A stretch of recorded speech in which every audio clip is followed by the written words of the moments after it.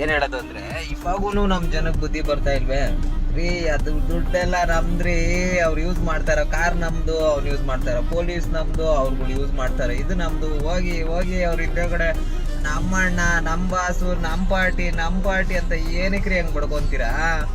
ಅವರೆಲ್ಲ ದುಡ್ಡು ಮಾಡ್ಕೊಂಡು ಚೆನ್ನಾಗಿದ್ದಾರೆ, ದುಡ್ಡು ಚೆನ್ನಾಗಿ ಮಾಡ್ತಾ ಇದಾರೆ. ನೀವುಗಳು ಮಾತ್ರ ಇನ್ನ ಅವ್ನು ನಮ್ಮ ಅಣ್ಣ ಬಂದ, ಜೈ ಅಣ್ಣನ್ಗೆ.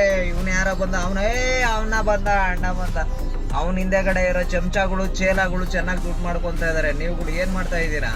ಹೋಗಿ ಹೋಗಿ ಆ ಕಾಂಗ್ರೆಸ್ ಆಗ್ಲಿ, ಬಿಜೆಪಿ ಆಗ್ಲಿ, ಯಾವುದೇ ಪಕ್ಷ ಆಗ್ಲಿ ರೀ, ಜನಕ್ಕೆ ಒಳ್ಳೇದ್ ಮಾಡಿಲ್ಲ ಅಂದ್ರೆ ಯಾವನ್ಗೂ ಓಟ್ ಹಾಕ್ಬೇಡಿ. ಕಾಸು ತಗೊಳ್ಳಿ, ಎಲ್ಲಾರ ಹತ್ರ ಕಾಸು ತಗೊಳ್ಳಿ, ಓಟ್ ಹಾಕ್ಬೇಡಿ. ಹಾಕು, ಒಳ್ಳೆಯವನ್ಗೆ ಓಟ್ ಹಾಕಿ. ಇವಾಗ ಹೇಳ್ತಾ ಇದಾರಲ್ಲ ಪಾಪ, ಉಪೇಂದ್ರ ಬಂದ ಅಷ್ಟು ಹೇಳ್ತಾ ಇದಾರೆ. ಜನ ನಿಮ್ಗೆ ತಲೆಗೆ ಹೋಗ್ತಾ ಇದೆಯಾ, ಹೋಗ್ತಾ ಇಲ್ವಾ? ನೋಡಿ, ಅವ್ರು ರಾಘವ್ ಚಡ್ಡಾ ಅಂತ ಮನುಷ್ಯ ಪಾಪ ಏನೋ ಚೆನ್ನಾಗಿ ಒಂಚೂರು ಪಬ್ಲಿಕ್ ಒಳ್ಳೇದಾಗತ್ತಾರ ಮಾತಾಡಿದ ತಕ್ಷಣ ಯಪ್ಪನ ಪಾರ್ಟಿಯಿಂದಾನೆ ಇದ್ ಮಾಡ್ಬಿಟ್ಟಿದ್ದಾರೆ. ಈ ತರ ಜನಕ್ಕೆ, ಅವ್ರಿಗೆ, ಯಾರಿಗೆ ರಾಜಕೀಯ ಅವರು ನಮ್ನೆಲ್ಲ ಬಿಸ್ನೆಸ್ ಮಾಡ್ಕೊಂಡ್ಬಿಟ್ಟಿದ್ದಾರೆ. ನಮ್ನ ಇಕ್ಕಿ ಬಿಸ್ನೆಸ್ ಮಾಡ್ತಾ ಇದಾರೆ ಅವರು. ನೋಡಿ, 12 ತಿಂಗಳು ಇರೋದ್ನ 13 ತಿಂಗಳು ರೀಚಾರ್ಜ್ ಮಾಡ್ತಾರೆ ಅಂದ್ರೆ 28 ದಿವಸ. ನಮ್ಗೆ ಗೊತ್ತೇ ಇಲ್ಲ. ಇಷ್ಟು ದಿನ ಸುಮ್ನೆ ಮಾಡಿಸ್ಕೊಂತ ಇದ್ವಿ ರೀಚಾರ್ಜ್. ಚೇಂಜ್ ಆಗ್ರಿ, ಕಾಸು ತಗೊಳ್ಳಿ, ಎಲ್ಲ ತಗೊಳ್ಳಿ. ಒಳ್ಳೆ ಪಾರ್ಟಿ, ಜನ ಯಾರು ಚೆನ್ನಾಗಿ ಕೆಲಸ ಮಾಡ್ತಾನೆ ಅವ್ನ್ಗೆ ಓಟ್ ಹಾಕಿ.